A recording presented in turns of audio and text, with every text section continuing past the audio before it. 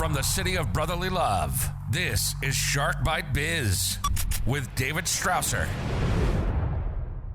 You did it again. You just arrived to the news episode of Shark Bite Biz. I'm your rock star wannabe host, David Strausser, and this is your place to grow a business during complete global chaos. So, what are we chatting about today? Health care alternatives for your business. Who do we have? None other than Marshall Darr. Marshall is the co-founder and CEO of StretchDollar, a health benefits startup committed to assisting small businesses. Armed with over a decade of expertise in enhancing work environments for small enterprises, Marshall draws inspiration from his entrepreneurial roots, passionately striving to empower more business owners to elevate the welfare of their employees. In the early days of his career, Marshall faced challenges that small businesses owners deal with while starting a real estate venture. Now, his main focus is helping more small business owners take care of their teams. So, hey, without further delay, I'm going to shut the heck up. Let's bring Marshall right on in here. Business strategy. Marshall, welcome to Shark Bite Biz. You, my friend, you just became Shark Bait. No, well, looking forward to it a little bit. A little nervous, a little excited. You know, it's a good mixture of emotions.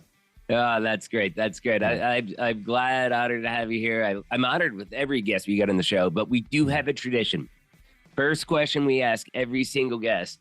What's your background? What's your experience? What do you do for a living? Basically, in a nutshell, tell us what makes Marshall Marshall. Oh, well, I mean, I feel like there's the work answer and the personal answer, and sometimes those are a bit different. But, you know, I live out in Philly, originally from California. Love stand-up comedy. Love just, you know, hanging out and having a good time. But That's professionally, I've spent the last 10 years working on a really tricky problem, which is like there's no good options for small businesses when they're starting their health insurance journey. Pretty much everything's been designed for much larger companies. And so when you're a smaller business, you have all this pressure to provide health options to your employees and very few things to choose from. So how small are you talking? I'm talking like under 10. I'm talking Under like 10 employees. Okay. like your first employee you hire and they ask you about health benefits. What do you do? And there's not a lot of good answers to that questions yet. I'm hoping we're building one. Oh, that's good. That's awesome. That's awesome because you are the CEO of StretchDollar, and that is, I mean, what you are is a tech startup. So you're in Philly. So is it a Philly-based company or based out of where? So we're distributed. My co-founder's in San Francisco. We have a few people in Austin, and one person in Minnesota. So like when we got started, we actually were the first people on our platform because we couldn't find a health benefit that worked at all, given how spread out we were.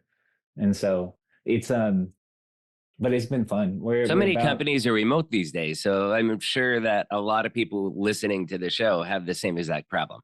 Yeah, I mean, honestly, a solid percent of net new companies are being formed remotely, especially in these big rounds of layoffs we're seeing. Like people meet other people at larger companies and they don't happen to live next to them. And once, like it's funny, a lot of horrible things obviously came out of COVID, but the weird silver lining I think I've noticed is like a lot of people aren't gated professionally with physically where they're located anymore, which I think that used to be a problem.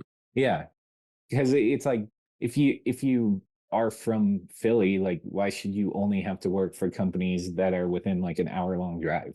Like that that just seems so limiting in retrospect, and yet it took us, you know, 1,000 years to get to this point, you know. Right. So one of your talking points is basically emerging trends and innovations in the small business world. What kind of emerging trends and innovations do you kind of see in the small business world, given this remote environment that you were just describing? I think, like, honestly, a massive one that doesn't get talked about enough is just even how you and I are talking right now. Like, Zoom seems so second nature now that we're, 4 years removed from Zooms, 2020. Teams, Yeah. everything. But I I remember back in 2019, I was working at a health insurance company and I got a broker set up to sell our policies who didn't own a computer. Like Wow. imagine trying to to interact with business at all today, um, in a completely hard copy version of the world. It just doesn't exist. And so Right. I think there's been such a fundamental shift. And obviously I'm fairly focused on the HR component, and there's complications too when you're spread out from a payroll perspective, from an HR perspective. We're focused on health benefits, but there's a lot of work to be done to fully enable the type of world we live in today. That came up, frankly, really quickly. Registering employees for other Mm. states, paying taxes for other states. Yeah.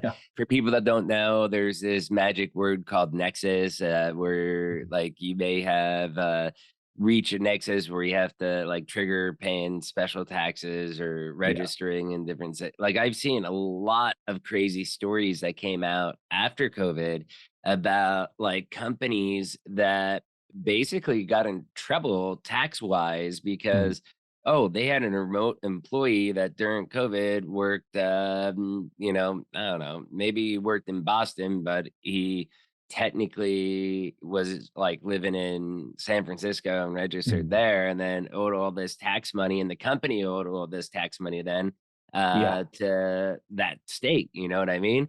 Yeah. Saw a lot of stories as soon as we started getting out of COVID with that. Like, it's like the government, like, that's the one thing you can't escape taxes, man. Taxes No. and death, right?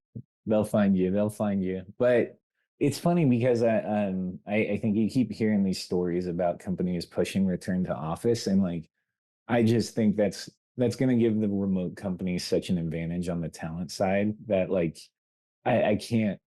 I think remote work's here to stay personally. Yeah, I think, and I go further than that. Mm. Even during COVID, I mean, I remember we had Soledad O'Brien on the show, and we were talking about remote work stuff like that. And one of the discussions we had that still sticks with me today, and this was again, early mid COVID, Mm. was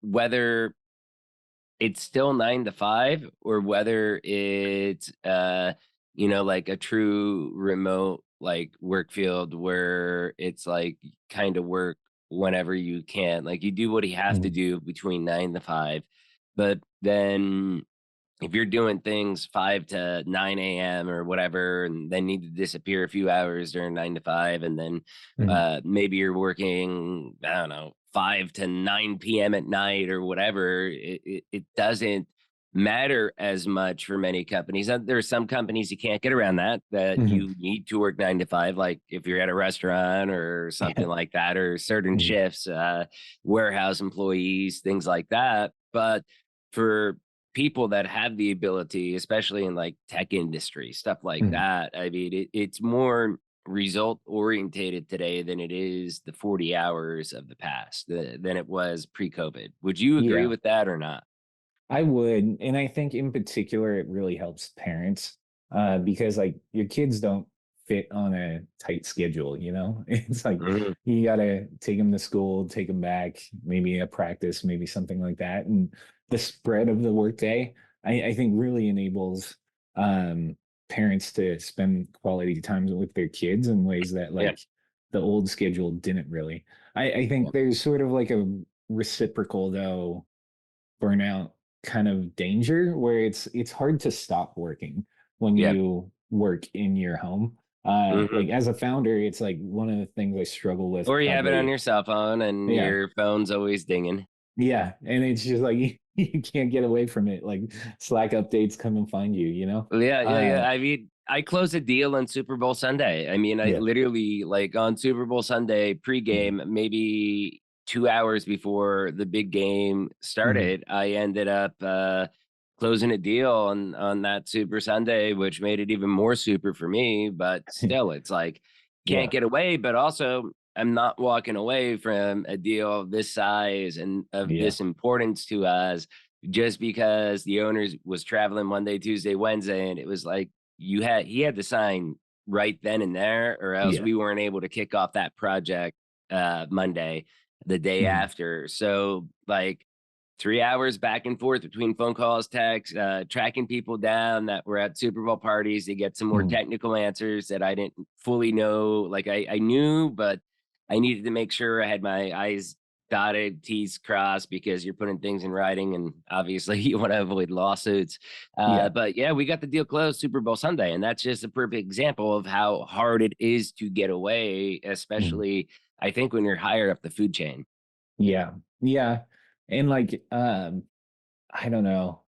The pros and cons, I think it just takes a lot of discipline because like there's always gonna be more work. That's part of why all of us have jobs, you know? It's like like there's Mhm. not a finite amount of things you can do, but there is a finite amount of time you can work before you just physically turn yourself into a husk of a human, you know?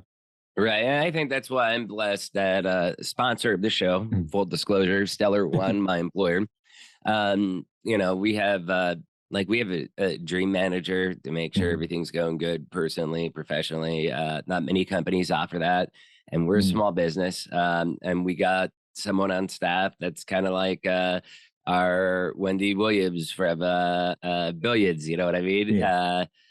So I think that's her name, but the name of the therapist. But we have things like that, and extremely flexible, because again, Yeah. it's as far as what did you do, what did you get done. Yeah. Yeah. No, I agree. And like I do think though um that puts more value on the managers in your organization because I have frankly seen a lot of like older school managers struggle to adapt to not being able to Yep. physically see their employees all Mhm. 24/7. And like I think just like the schedule's getting broader, the work itself is more goal oriented. Your responsibility as a manager is to make sure that there remains a strong alignment on those goals in But on the progress flip towards them. side of that, Mhm. okay, there is also a lot of stories about younger employees complaining Mhm. about the work from home, that it was hurting their career growth because Yeah. they didn't have the relationships, or they were only virtual. They didn't have those cooler conversations that they were Yeah. able to go out there and help make sure that they get a promotion, stuff like that.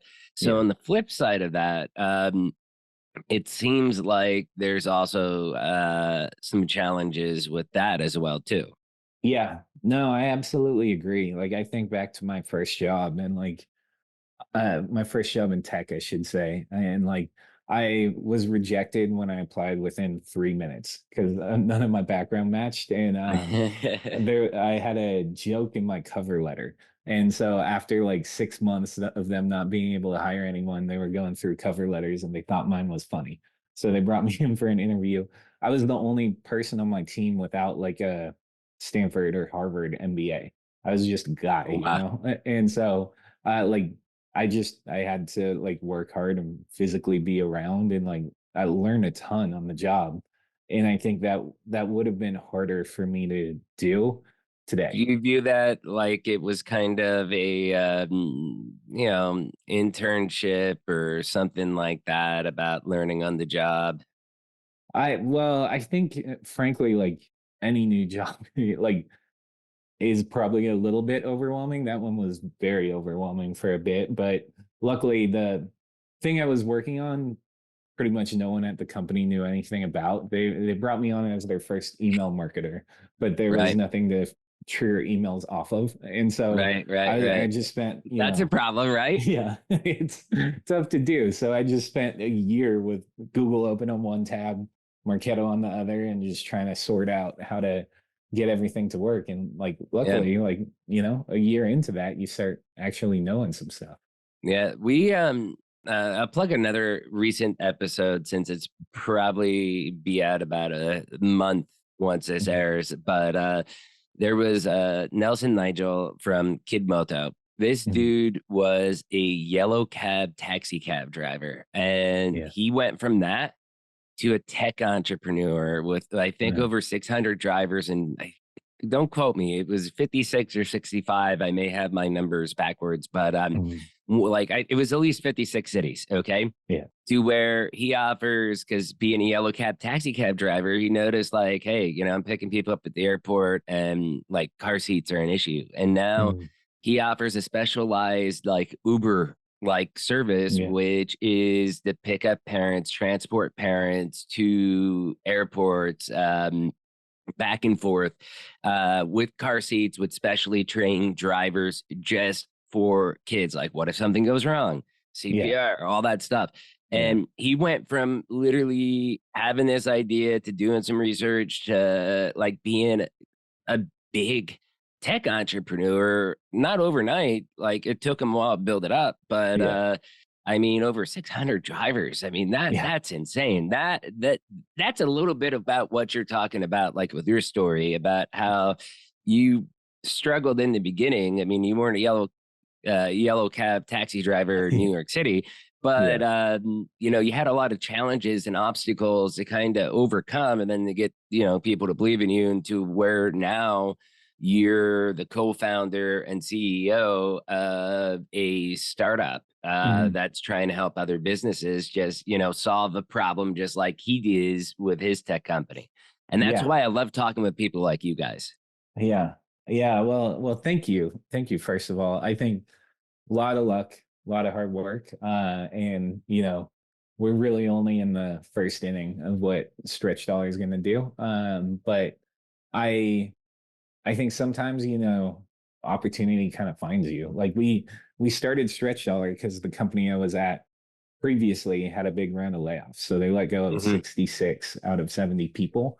Everybody Wow. had a little bit of severance, and we have been working in the space. We really liked working together, and it's funny because I think it happened inverted from the way that most companies do, where we had a team, but we didn't yet know what we wanted to do with it. Uh-huh. But A I lot have of been, brainstorming. yeah, a lot of brainstorming. I have been watching.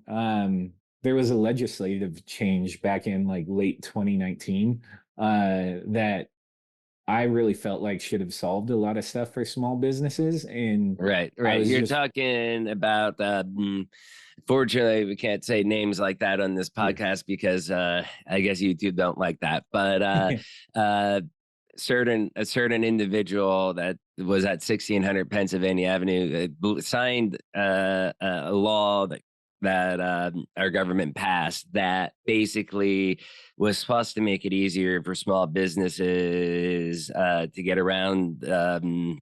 Like the health stuff. And Yeah, that's what you're talking about, correct? yeah, it's something called an ICHRA, an individual coverage health reimbursement arrangement, um, that was brought into law effectively as like an updated version of something Obamacare. that passed from the Yeah. administration before. Yeah. And functionally, it was sort of, my reading on the legislation itself was it was sort of intended as like a tax loophole for Yeah. larger companies, but functionally it enabled employers to give pre-tax contributions to any medically approved benefit, which is a list of 3,000 different line items, but one of them is individual market health premiums. And so that's entirely what Stretch Dollar is focused on, is just like functionally we've used that legislation and our platform to build a funding tool to enable small businesses to offer pre-tax contributions to employee selected and owned health plans. And Right. so Right. Right. you So, really, oh, go ahead. oh, go ahead. No, no, go ahead. Go Yeah. ahead. Sorry. I thought you were done. Um, no, it's just like you really like I think how we've been doing health benefits is dumb. Like it emerged after World War One. There was a wage freeze, Yep. and businesses figured out that like they could offer benefits and attract talent, and it's just sort of stuck. But it just seems so silly for me as an employer to have to tell people like, oh no, you can't go to that hospital because like, the premiums on that policy were too much, or like, sorry, your insulin's not in network. Like that's a That's horrible crazy. burden you're putting It on is.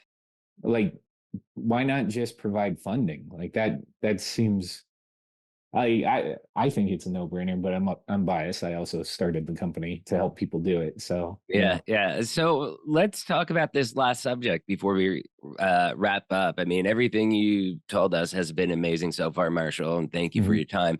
But adapting to evolving employee benefit expectations in a changing landscape. Let's yeah. talk about that bullet point.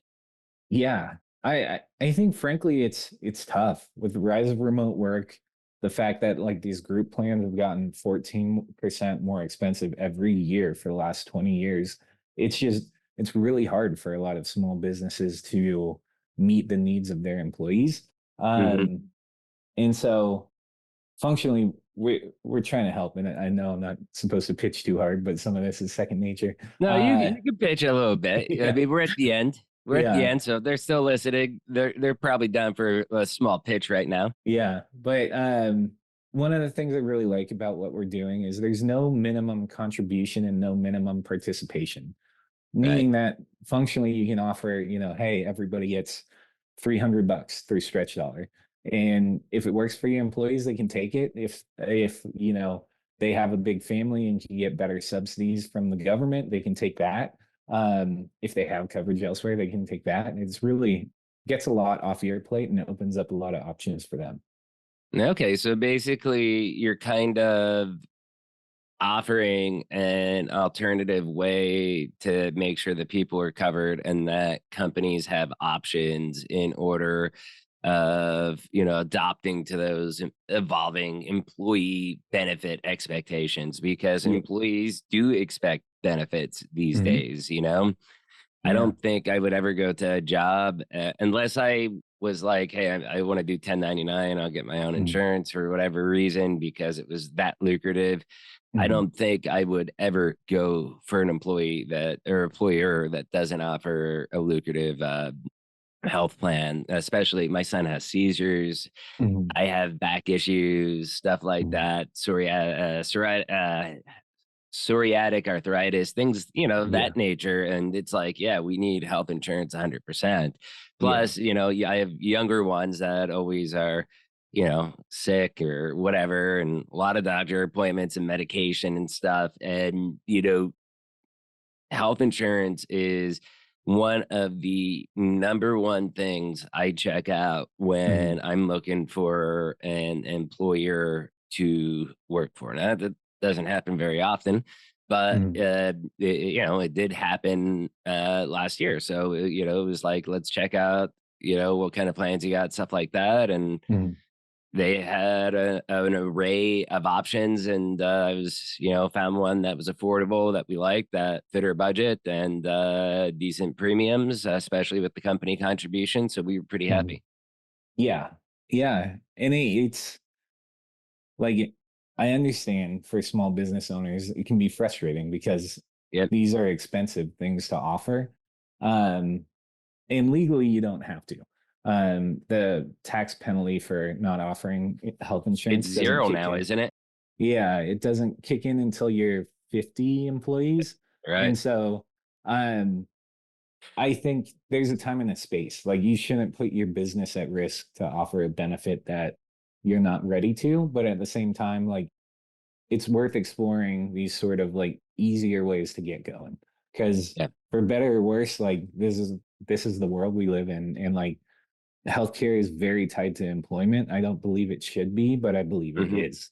Yeah. And we got to figure out a way to help each other. Like, what you're doing is a starter phase for most businesses, and then eventually they go off your platform as their business grows? Or is the goal with Stretch Dollar that they hopefully stay with you forever? I think I would love everybody to What's your stay long with term us picture? forever, but Yeah. I don't think it's realistic to build something that's going to work for everyone. Like Hmm. I can't imagine a world where like Stretch Dollar also works for Google while working just as well for like a four-person barbershop. Right. And so we're just dead set right now on like how do we make getting started easier, because no one else is, frankly. Right. That's great. Well, anyways, Marshall, hey, thank you for the conversation, my man. This was amazing. You gave us a lot of good info, a lot of good conversation here. Definitely kudos to you just for having, the I don't know what you want to call it, but the mojo to go out there and like do a startup through COVID, and you're actually giving value and solving a problem, a real problem that a lot of small businesses, especially like you said, 10 employees and under, have. Okay, so kudos to you, man. That is amazing. Please do me a favor. Tell me, how can people reach out to Marshall Darr? How can they reach out to StretchDollar? Now you can do the sales pitch officially. You can get rolling at StretchDollar.com.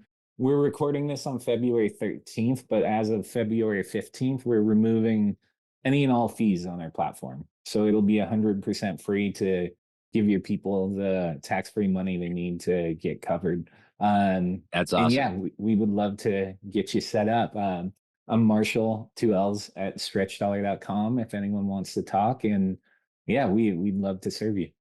Awesome. And as everybody that watches this show knows, we will have a link down below to StretchDollar, so you can click right there, right below the little blurb of the description, like 2-3 sentences. It'll be the very first link wherever you watch or listen to the show. Marshall, this was incredible. Thank you so much for coming on, my man, and enjoy the weather, because both of us are in massive snowstorms right now.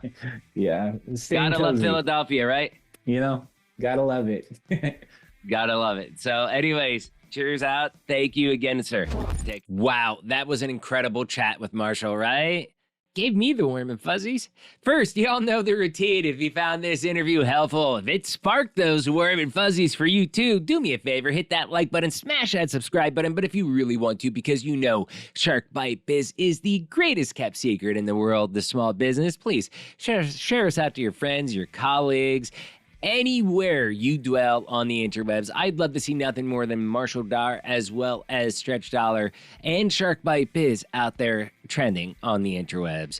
So anyways, awesome stuff, Marshall. Thank you so much for coming on, sharing your expertise, and please check out his website with the link down below to StretchDollar. Okay, it'll be right below the little blurb there. I have a link right to him. Question of the day, what do you think of healthcare today? Leave a comment down below on YouTube.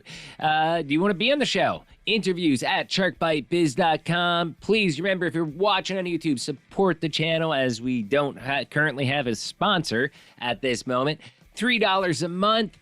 You can become a baby shark. Every dollar in is every dollar that goes out, reaching more viewers like you. You all know this by now, but I'll say it once again. I'm David Strausser. This is Shark Bite Biz. We'll see you all next episode. Ciao. You've just experienced Shark Bite Biz with Dave Strausser. Make sure to like, comment, and subscribe to the show to help us spread the word about personal, professional, and business growth. Want to be on the show? Send an email to interviews@sharkbitebiz.com. Special shout out to our sponsor, an SAP and Acumatica Gold Partner Stellar One. Get off QuickBooks. Automate businesses' processes and have your business reach the stars. StellarOneConsulting.com or reach out to the show. Till next episode.